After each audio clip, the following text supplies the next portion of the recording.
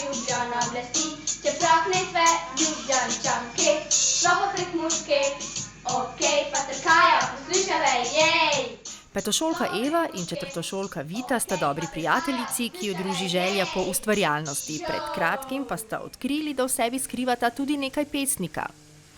V Pilu smo videli objavo in zdelo se nam je zanimivo. Najprej smo se mogli odločiti, kdaj bova pesem napisala, pa prebrati smo mogli knjigo. Brez klasike ni šlo, pa tudi brez gubanja možgančkov ne. In kako nastanejo rime?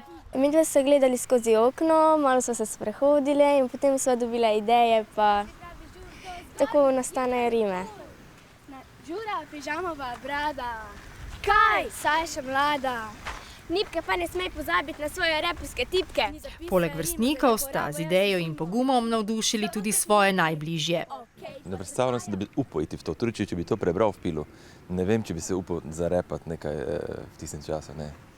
In ker so počitnice pred vrati, Eva in Vita pravita, da ima zagotovo ne bo dolg čas. Bova še naprej ustvarjala in pisale pesmi, drugače pa se družile in iskale rime.